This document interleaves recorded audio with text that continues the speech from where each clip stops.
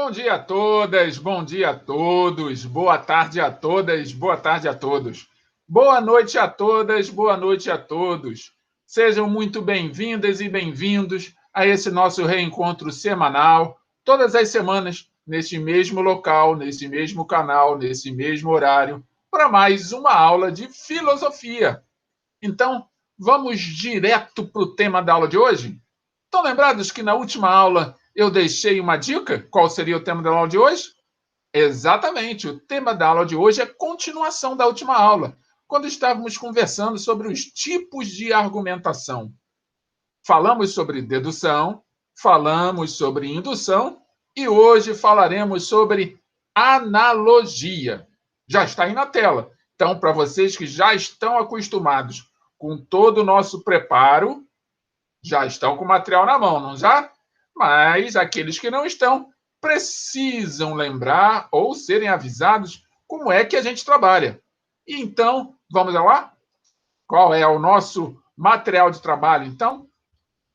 Nosso material de trabalho é caneta, lápis, borracha, caderno, livro, seja o que for que você achar que é mais importante, que seja relevante, tem em mãos. Mas o caderno, eu digo para vocês, este é fundamental. Sabe por quê? Porque você precisa registrar a aula de hoje, precisa colocar ela aí no seu caderno, para que todos saibam que você, apesar de estar em casa, está estudando, está acompanhando todas as semanas as aulas que nós apresentamos. Sim, porque nós estamos separados, mas também estamos juntos. Parece ser uma coisa antagônica, mas não é não. É verdade, entramos no mundo da tecnologia. Vocês estão aí, eu estou aqui, estamos todos juntos, apesar de separados. E isso que vocês vão fazer agora, colocando a data de hoje, é o registro de que estamos aqui juntinhos na data de hoje.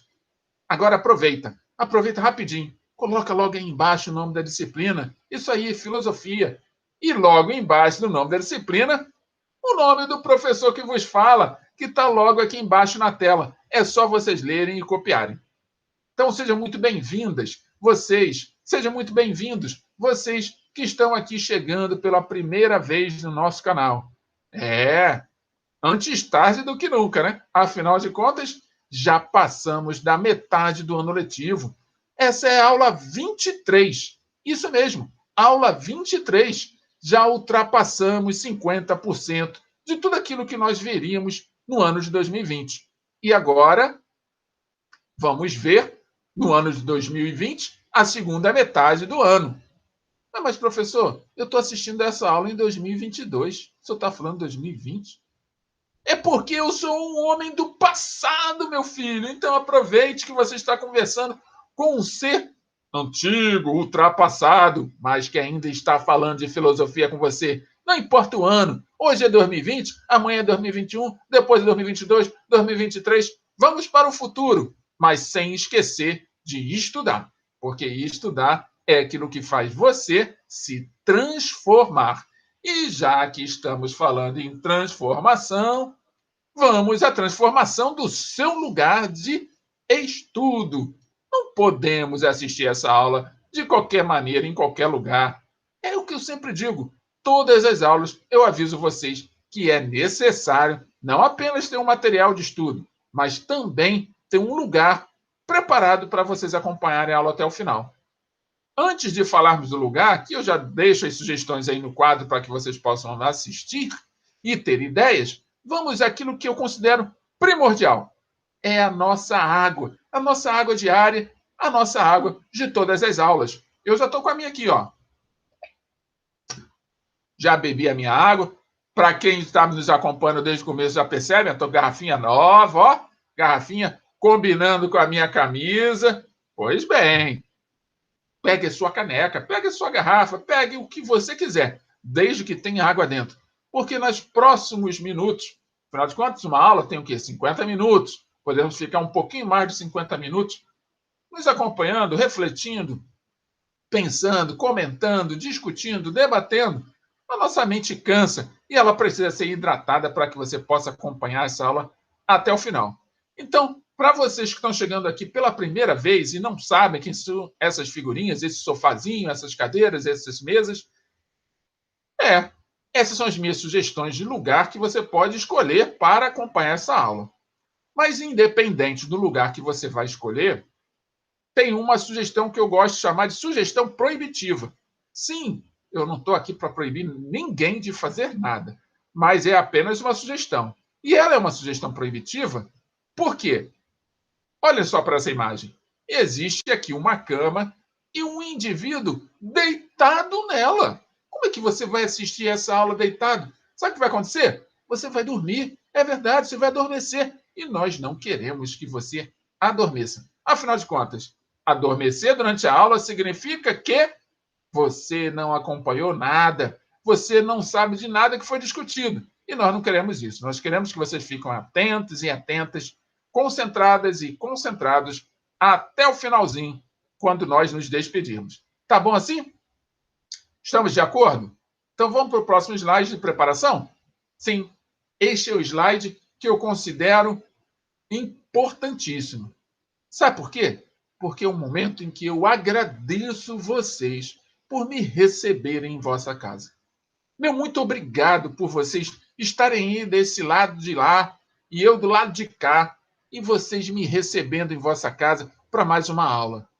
É com muita gratidão que eu também recebo vocês na minha casa para mais uma aula. Então, vamos aproveitar todo esse momento especial de gratidão de ambas as partes para que vocês que ainda não nos conhecem, estão chegando aqui pela primeira vez, e também para vocês que já nos conhecem, para relembrarem da importância de se inscreverem no nosso canal. Sim, esta aula está sendo gravada pelo Google Meet. Isso mesmo, Google Meet. Mas o fato dela estar sendo gravada pelo Google Meet significa que você também pode acompanhá-la pelo YouTube. E o YouTube tem mais ferramentas do que o Google Meet. Porque no YouTube, caso você ainda não tenha se inscrito e você se inscreva no nosso canal, você vai fazer jus a receber a minha visita na sua casa, sendo avisado dela. Como? Como assim, professor? Você já está acostumado com o YouTube. Tenho certeza que sim. Mas eu vou me repetir aqui para você. Quando você se inscreve no canal e clica nesses sinos, que eu intimamente chamo de campainha, você vai ser avisado no momento que eu estiver chegando na sua casa com mais uma aula.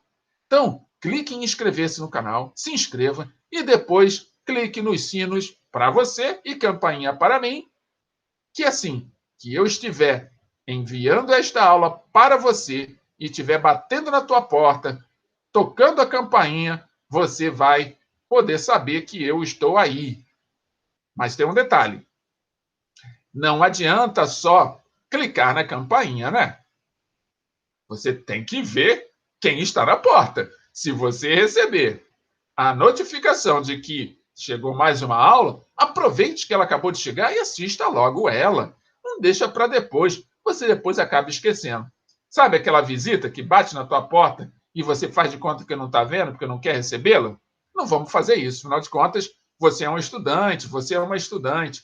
E estamos no processo de aperfeiçoamento. Estamos aqui treinando para dias melhores. Então, recebeu a notificação? Aproveite logo que eu estou chegando. Assim como agora, que você acabou de receber e já está me assistindo. Meu muito obrigado. E ao final desta aula, se algo você achar que valeu a pena, que curtiu, clique em gostei. E assim você vai estar dando mais aquele gás para o professor fazer sempre o melhor que ele puder. Detalhe, sempre quando eu digo isso, eu sei que passa pela cabeça de vocês. Pô, professor, o senhor é movido a clicar em gostei? Claro que não! Não se preocupe com isso. Eu vou sempre dar o meu melhor para que vocês saiam daqui melhores do que chegaram. Mas se derem um gostei, é claro que eu também vou ficar feliz e muito grato pelo gostei de vocês. Tá bom? E depois de tudo isso, eu não posso esquecer. É um momento que eu peço a vocês que sejam caridosas e caridosos. É um momento que eu peço a vocês para serem fraternos e fraternas. é um momento que eu peço para vocês serem solidárias e solidários. Mas por que isso, professor? Porque esse é um momento que você vai lembrar do seu colega de turma, aquele colega que não está acompanhando as aulas, que esqueceu, que abandonou, que está com problema, que não está conseguindo assistir às aulas porque não tem internet suficiente para ver o Google Sala de Aula, para acompanhar pelo Google Meet, mas consegue assistir pelo WhatsApp. Vai lá, seja caridoso, seja solidário e fraterno com o seu colega. Pegue aqui neste link, neste botão, e clique em compartilhar essa aula com o seu colega pelo WhatsApp. Estimule ele a estudar. Diga a ele que nós já estamos na aula número 23 e que nós temos, ao final de cada aula, um aviso de uma playlist onde todas as aulas estão lá e ele pode recuperar, fazer aí um fim de semana como se fosse Netflix. Afinal de contas, quando a gente senta para assistir e fazer aquele momento especial de fim de semana, vamos assistir várias temporadas? Pois bem, então, faça isso com a nossa playlist. Estimule seu colega a fazer isso. Mas pode ser também um colega de outra turma, de outro colégio, pode ser um vizinho, uma vizinha, qualquer pessoa que se interesse pelos temas que a gente trabalha aqui com vocês, que a gente discute, que a gente debate, que a gente comenta. Compartilhe com essa pessoa. Faça com que ela também venha nos conhecer. E assim você vai estar prestando um grande favor, uma caridade, e vai estar demonstrando o quanto que você é fraterno e fraterna, solidário e solidária. Então, compartilhe esta aula, é o que eu peço a vocês. Tá bom? Estamos de acordo? Maravilha! Então, vamos lá para o tema da nossa aula de hoje. Analogia. Olhem atentamente para esta imagem. Atentamente. Por alguns segundos.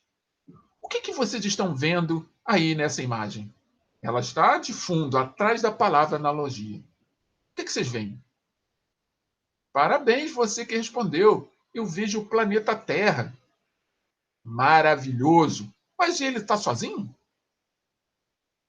Ah, tem um homem musculoso, ou uma figura humana musculosa, segurando esse planeta.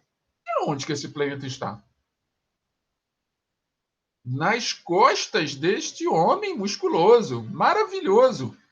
Agora, tem alguma ideia que você já passou pela sua cabeça, que você já ouviu, que você pode fazer uma referência, uma associação a esta imagem?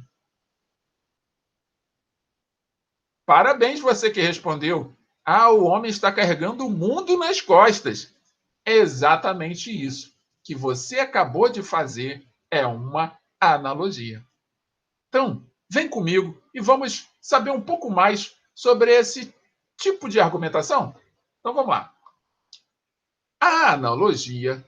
Ah, antes de eu continuar. Ah, peguei vocês. Já estava lendo direto, né? Calma. Antes de continuar, só para lembrar, você que está chegando agora, as páginas da onde eu tirei todo o conteúdo para apresentar esta aula são as páginas 99, 100 e 101 do livro Filosofando. Então, quem está com o livro na mão já pode se posicionar aí, e quem não tiver, depois, quando receberem as páginas, vai poder lê-las. Está aqui minha sugestão. Leiam as páginas do livro que nós utilizamos para a preparação da aula. É mais um reforço, mais um auxílio, não apenas para resolver os exercícios, mas também para aprofundar tudo aquilo que a gente discute aqui durante a aula. Tá bom assim? Então vamos lá. A analogia, ou raciocínio por semelhança, é uma indução parcial ou imperfeita, na qual passamos de um ou de alguns fatos singulares, não a uma conclusão universal, mas a outra enunciação singular ou particular. Da comparação entre objetos ou fenômenos diferentes, inferimos pontos de semelhança. Lembra lá da aula em que a gente falou de indução? Pois bem, a indução, ela vai, pedacinho por pedacinho, sendo-lhe revelado uma parte da verdade.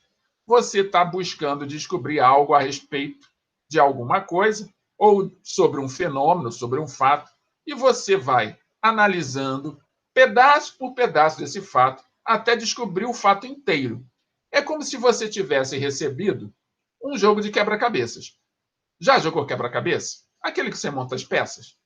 Então, Você pega um jogo de quebra-cabeça, as peças estão todas misturadas. O que você faz? Você começa com uma peça. Tem pessoas que gostam de montar o quebra-cabeça sem olhar a imagem. Quem não olha a imagem vai estar sendo indutivo, porque a imagem sempre vem no fundo da caixa do jogo. Quem olha a imagem vai estar sendo dedutivo.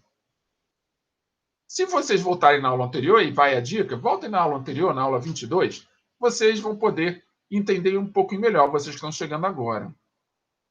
Então, você pega o jogo de quebra-cabeça, todas as peças estão ali soltas. Você tem que montar. Essas peças vão formar um cenário, uma imagem, alguma coisa vai aparecer da reunião dessas peças. Se você vai peça a peça, aí você coloca a primeira peça, depois encaixa uma outra, não consegue, tenta a outra, não consegue, tenta a outra, conseguir.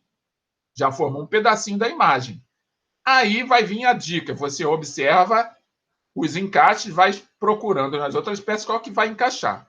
A cada encaixe novo, você vai sendo induzido a encontrar a próxima peça que se encaixa naquele quebra-cabeça, até ao final você concluir a obra. Todo quebra-cabeça montado aparece uma imagem. A analogia é essa indução parcial. Você pega a peça do quebra-cabeça, junta com a outra, não consegue. Aí pega uma outra, junta e consegue. Quando você consegue encaixar as peças, você acabou de cumprir a primeira etapa do jogo de quebra-cabeças. Dessa forma, você estabeleceu o primeiro momento de semelhança que você estabeleceu entre as duas peças. E isso é analogia. É um raciocínio por semelhança. Você vai raciocinando e vai identificando a semelhança entre as peças até acabar com todas elas montadinhas. Ficou claro isso para vocês? Se tiver alguma dúvida, alguma pergunta, aproveita logo agora no começo e já coloquem aí, para que a gente possa ir discutindo com vocês. Tá bom? Então vamos lá. O raciocínio por semelhança fornece apenas probabilidade. Imagine, você tem um jogo de quebra-cabeças, usando essa analogia do jogo de quebra-cabeças.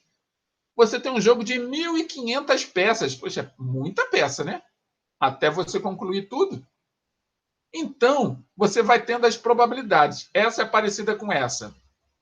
Essa é parecida com essa. Aí você vai reunindo por semelhança, até encontrar aquela que de fato não apenas é parecida, ela é de fato a que se encaixa. Então, o raciocínio por semelhança fornece apenas probabilidade e não certeza, mas desempenha papel importante na descoberta ou na invenção, tanto no cotidiano como na ciência, na tecnologia e na arte. Grande parte das nossas conclusões diárias baseia-se na analogia. A gente fica fazendo associações por semelhança o tempo todo. Ah, isso parece com isso. Aí você chega a uma conclusão. Às vezes a conclusão está equivocada. Às vezes você tem um julgamento errado sobre alguma coisa. Por isso que é importante você investigar com mais calma, com mais cautela, até chegar a uma conclusão próxima da verdade. Se você for na primeira analogia que você recebe e chegar logo a uma conclusão, as chances de você errar, as chances de você cometer uma injustiça é muito grande. Compreendem isso? Sei que compreendem. Quantos de vocês já viveram uma experiência como essa? Que, por analogia, chegaram a conclusões erradas sobre alguém, sobre um fato, sobre um acontecimento? Comentem aí, coloca aí no YouTube, nos comentários. Coloca aí no chat para que eu possa conhecer como que vocês já estão acompanhando a aula e como que isso já está fazendo sentido na vida de vocês. Tá bom? Então vamos para a próxima tela. Quando as explicações de determinado fato nos parecem complexas, costumamos recorrer a comparações que, na verdade, são analogias. Então tá aqui, ó. Que frutas são essas? Parabéns para quem acertou. Parabéns mesmo. Maçãs. Agora, toda maçã não é vermelha? Vocês sabiam que tem maçã verde? Ah, sabiam. Então, aqui tem uma maçã vermelha e uma maçã verde. Agora imagine uma criança que só aprendeu que maçã é vermelha, nunca viu uma maçã verde na vida. Como é que ela vai saber que a maçã verde é maçã? Dou-lhe uma, dou-lhe duas, isso aí, dou-lhe três. Parabéns, você que respondeu. Mordendo a maçã. Isso. Ela vai morder a maçã verde, vai sentir o sabor ácido da maçã e vai falar, ué, isso parece com maçã. Pois bem, ela vai fazer uma semelhança, vai usar a analogia para descobrir que aquela fruta que ela não conhecia também é maçã. Então, essa relação da analogia com a nossa vida cotidiana, ela é fundamental que vocês entendam. Porque a analogia, ela é um processo indutivo de argumentação. Então, todas as vezes que nós nos percebemos ou alguém percebe que nós estamos utilizando de analogia, muito cuidado, porque você só está com uma parte da verdade. Então, para que você tenha mais argumentos sólidos e que são convincentes e que estão de acordo com o que de fato ocorreu, busquem mais dados para fazerem as suas analogias. Não aceitem a primeira palavra, não aceitem a primeira informação que vocês recebam para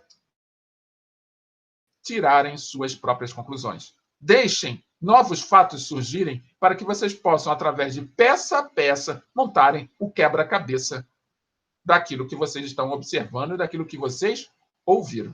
Combinado assim? É dessa maneira que a gente constrói nossos argumentos.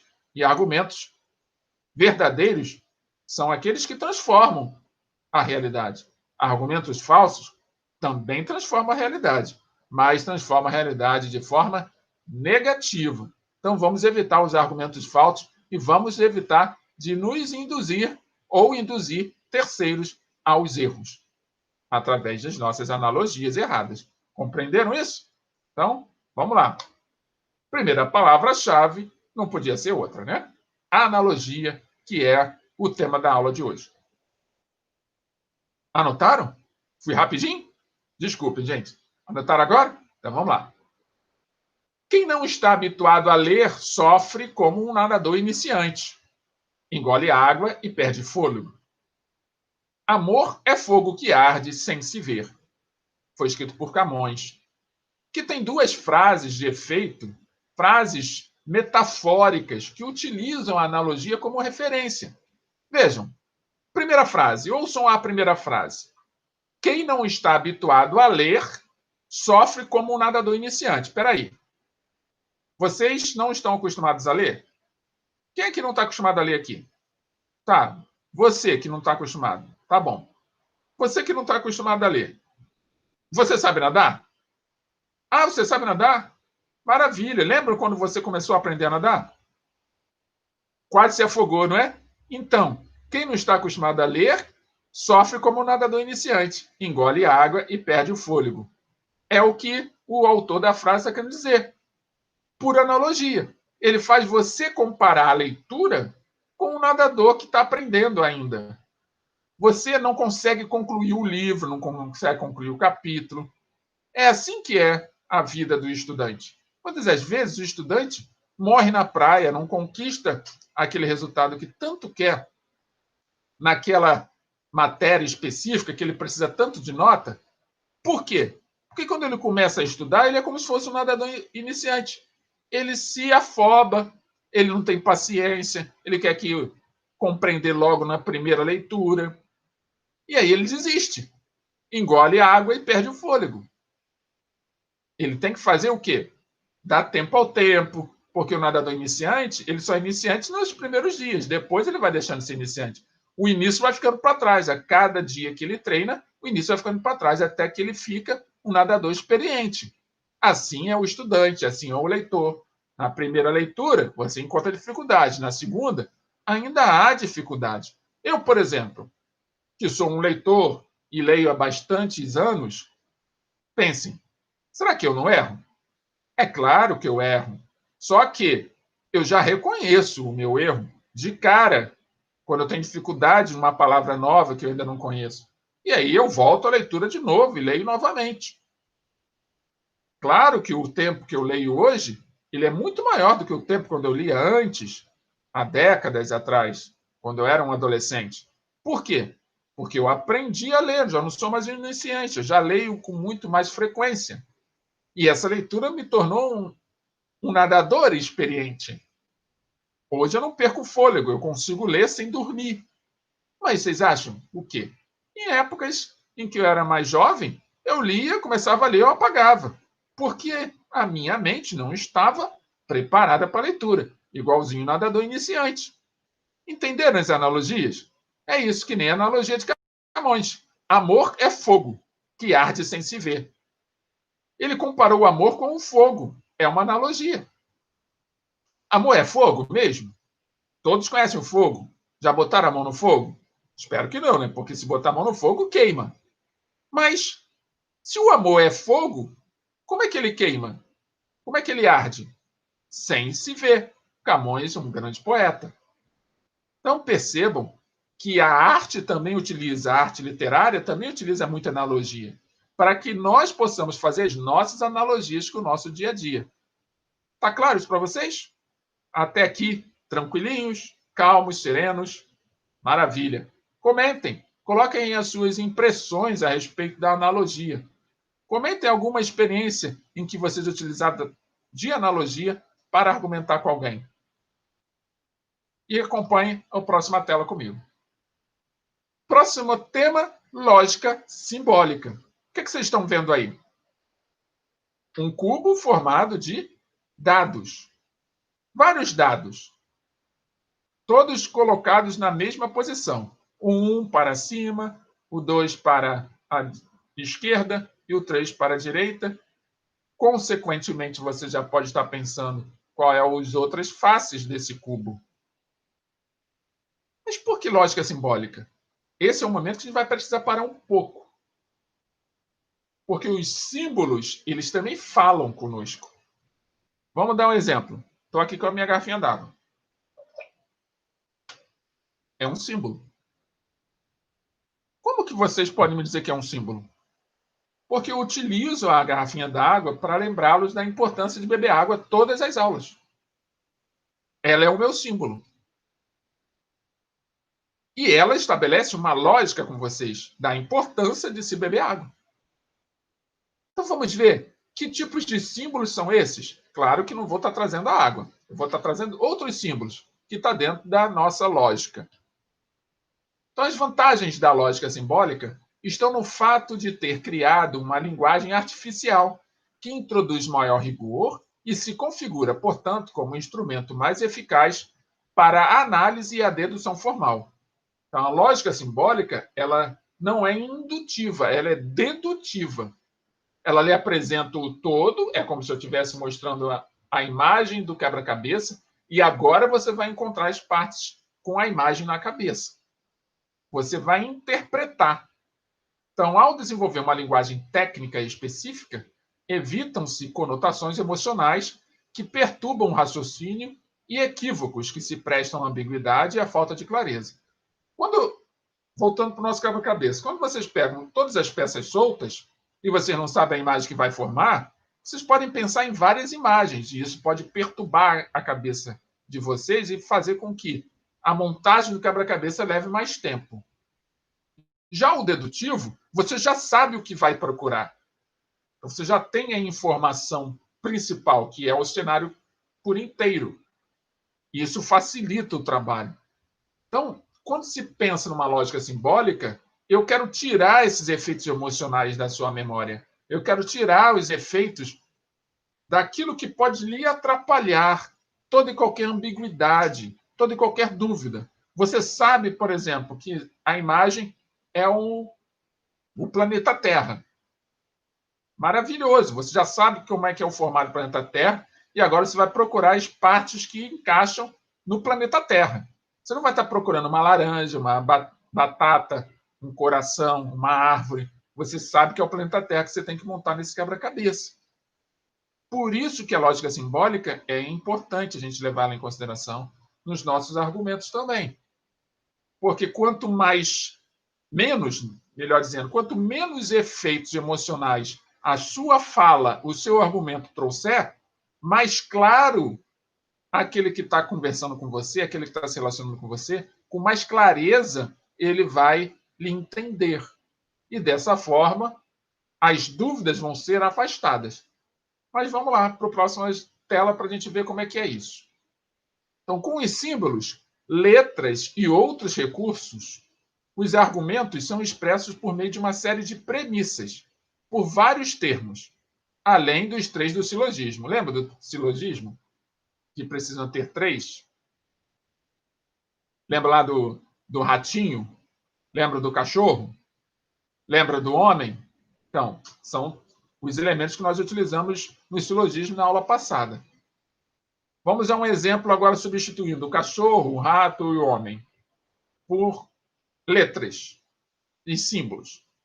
Se uma pessoa discorre acerca de si mesma com outra, esse é o nosso exemplo. X falou a respeito de Y com X. Olha só. Quem é o X? Eu não sei. É um símbolo. É uma letra que está substituindo, por exemplo, fulano. Vou botar a palavra fulano. Fulano falou a respeito de ciclano com fulano. Ou então, X falou a respeito de Y com Y. Fulano falou a respeito de ciclano com ciclano. Olha que interessante. Nesse processo, nós estamos todos envolvidos em certezas. Que eu sei que X é X, Y é Y. Eu não estou criando nada que possa lhe trazer dúvida. Quem é o X? Você vai dizer quem é o X. Quem é o Y? Você vai dizer quem é o Y. Mas, nesse instante, você tira a emoção. Se eu falo assim, fulano, você já pode falar, aquele fulano, você já tem vários fulanos na tua cabeça. Ciclano, tem vários ciclano. E se eu coloco o nome de pessoas? Vamos pegar, em vez de nome de pessoa, para não dar complicação, vamos botar nome de coisas. Cadeira falou a respeito de mesa com a escrivaninha. Olha só, eu trouxe para vocês imagens. E essas imagens se conectam no seu subconsciente com coisas que você vai fazer analogias. E vai estabelecer com essas conexões uma série de interpretações que, na hora de você argumentar, vão estar recheadas de emoções. É para isso que servem os símbolos. Porque quando você usa de símbolo, você retira as possíveis emoções que atrapalhariam na sua relação, no seu diálogo, na construção dos seus argumentos. Está claro isso para vocês? Já experimentaram usar de símbolos para não falar diretamente com as pessoas sobre o fato, sobre o acontecimento, sobre as coisas, para não trazer emoções desnecessárias para a conversa? Experimentem. Quem já experimentou isso? Comentem aí no chat. Comentem, façam suas... Lembrem, contem as suas histórias aí que vão ser muito úteis para que a gente possa estar aqui dialogando. Vamos para a próxima tela. Nossa palavra-chave, então, é lógica simbólica. Anotem aí a nossa segunda palavra-chave. Anotado? Muito bem. Se nós estamos falando de lógica simbólica, é natural que dentro dessa lógica simbólica existam outras lógicas. E eu vou comentar algumas aqui com vocês.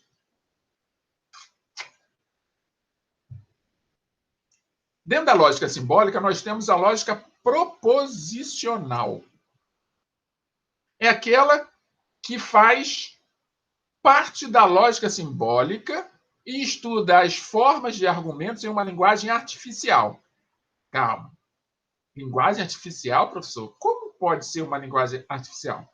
É que ela vai substituir as palavras, os nomes, por letras do alfabeto, números, parênteses, chaves e sinais específicos. Então, essa lógica proposicional é como se fosse a lógica matemática. Vocês já devem ter estudado em matemática o valor de x, o valor de y. Vocês já devem ter estudado em matemática os sinais de adição, de multiplicação, de divisão. Vocês já devem ter ouvido falar em matemática sobre expoente. você já certamente conhece na linguagem simbólica da matemática o sinal de igualdade e o sinal de diferença, o sinal de pertencimento e o de não pertencimento, o sinal de inclusão. Tudo isso são símbolos que a matemática carrega. Isso sem falar os algarismos, que são todos simbólicos. Agora, quando você traz isso para uma linguagem argumentativa lógica, o que você pretende?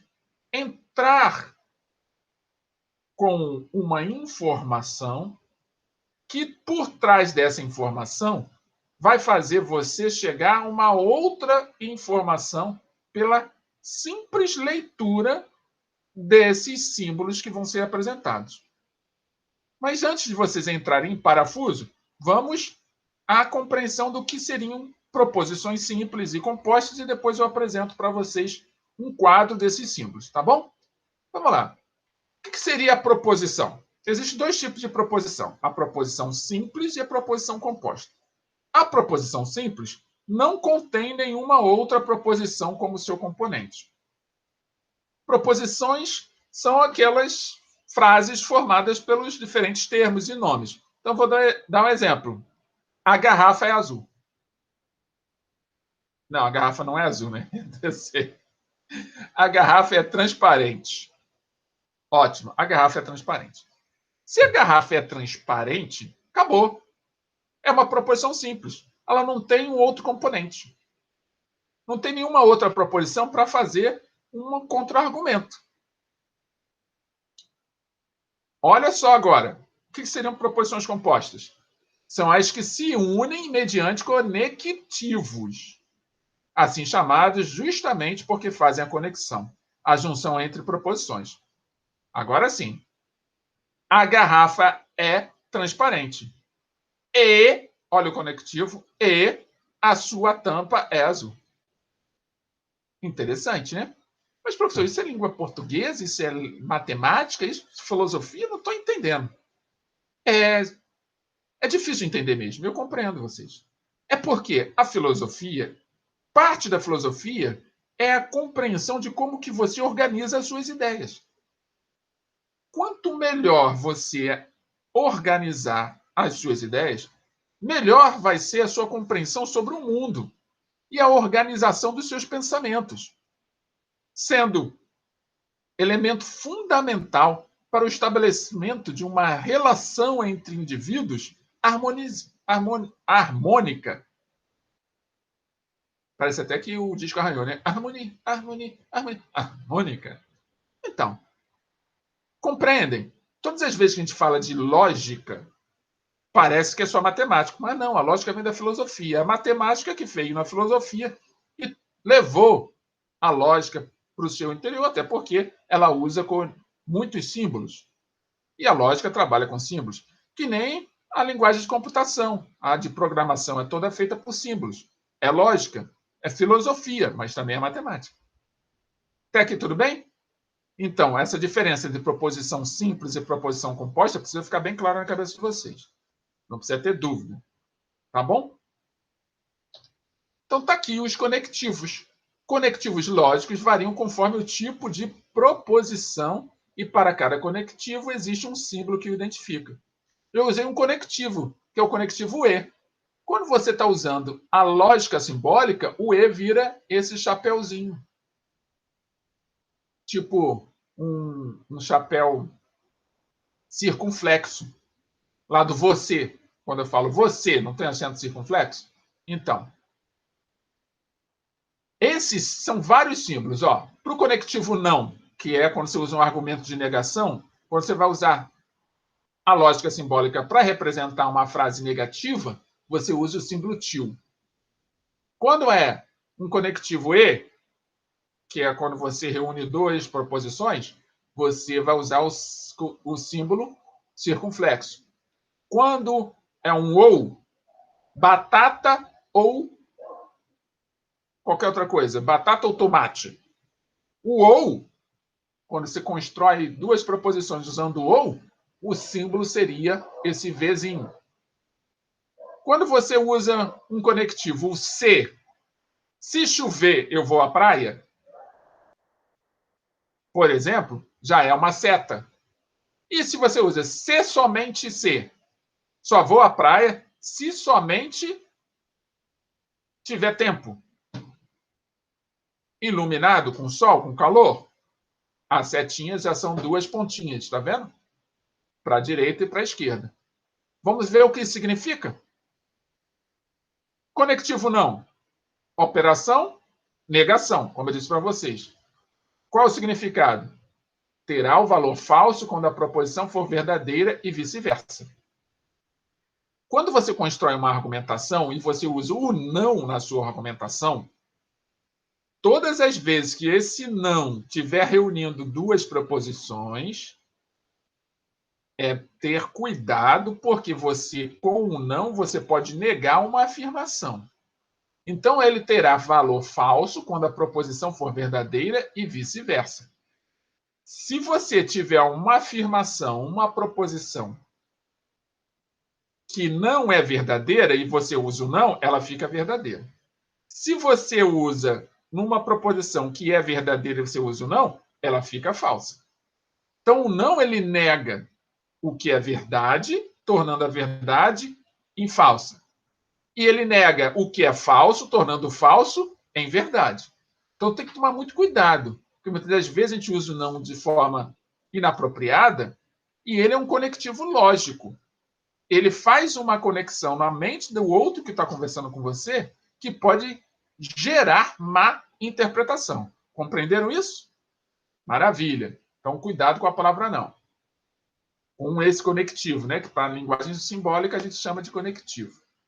O conectivo e é uma conjunção. Para que serve o e? Será verdadeira somente quando todas as proposições forem verdadeiras.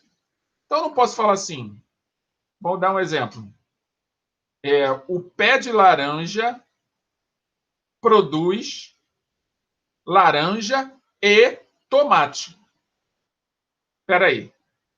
Eu estou utilizando o e de forma equivocada. Por quê? Ele só tem valor, só tem lógica eu utilizar ele se as duas proposições forem verdadeiras. O pé de laranja produz laranja, beleza. Mas ele produz tomate? Não. É falso isso. Então eu estou usando o conectivo de forma errada. Então o conectivo ele vai sempre ser utilizado quando as duas proposições ou mais proposições são verdadeiras. Ele não pode ser utilizado com proposições falsas. Tá bom? O ou seria uma disjunção, enquanto o é uma conjunção, o ou é uma disjunção. Será verdadeira quando pelo menos uma das proposições for verdadeiras. Pelo menos uma. Vamos lá, vamos ver o exemplo da frase. O pé de laranja produz laranja ou tomate. Percebam que é uma disjunção? Eu separei, pode ser laranja ou tomate. Aí você vai logo interpretar isso como uma pergunta. E aí você vai responder, não, o pé de laranja produz laranja. Uma delas é verdadeira. E aí funciona, passa a ser lógico. A outra, o se e o então. É uma operação condicional. Toda vez que você usa esse conectivo se ou o conectivo então, você está estabelecendo uma condição. Significa que existe uma relação condicional. Isso só vai acontecer se a outra coisa acontecer. Qual é o valor nisso? Será falsa quando a proposição antecedente for verdadeira e a consequente for falsa. Somente vou à praia se chover. Olha só, eu estou estabelecendo uma conexão para ir à praia se tiver chuva. Uma delas é falsa, porque está de dia e está sol. Sempre quando eu uso uma condição, é porque eu estou necessariamente construindo um argumento de fuga. Fuga, eu estou querendo estabelecer uma relação de que aquilo que eu quero fazer, de verdade, eu não quero fazer. Eu estou estabelecendo uma condição. E percebam, observem a si mesmos. Quando vocês constroem um argumento para falar com alguém da família de vocês, ou um amigo, ou uma amiga, um conhecido, um parente, se vocês se observarem atentamente como vocês constroem seus argumentos, Identifiquem o uso do se. Se você utilizar o se, esse cognitivo se, na forma condicional, pode ter certeza, você aí está utilizando uma lógica onde parte daquilo que você está dizendo é uma fuga de si mesmo.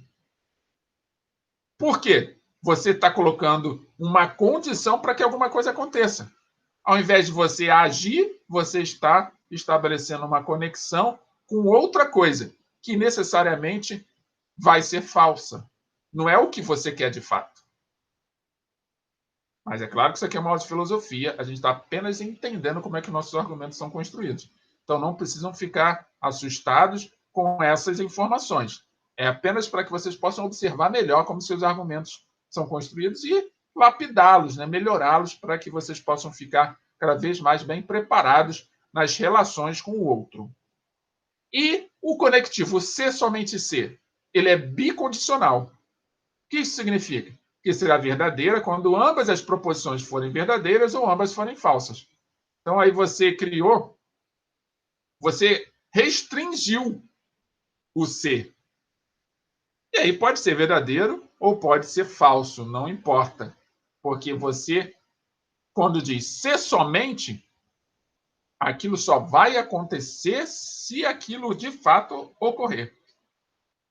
E isso diminui as chances daquilo ocorrer. E quando diminui as chances daquilo ocorrer, as chances que você tem de alcançar o seu objetivo são menores.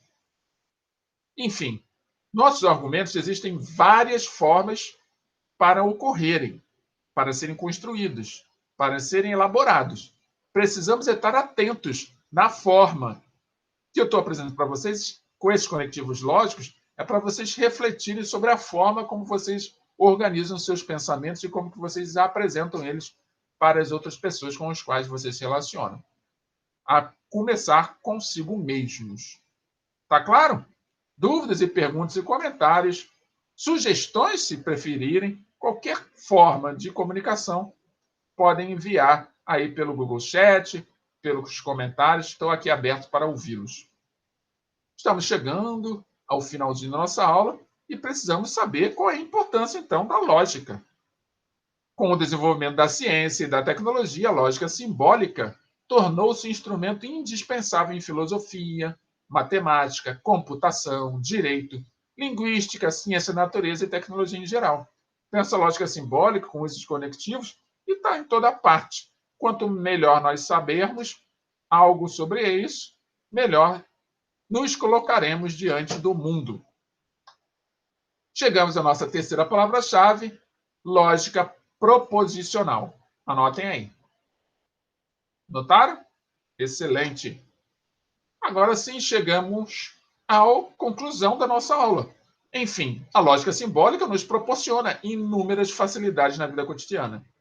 Retirar dinheiro em caixa eletrônico, digitar comandos no computador ou no celular, nos distrairmos com joguinhos eletrônicos, e aí vocês pensam nessa variedade de possibilidades em que as lógicas simbólicas estão inseridas. Nesse momento agora existe muita lógica simbólica que está permitindo com que eu converse com vocês aqui nesse dia, nesse horário, nesse local, com este canal.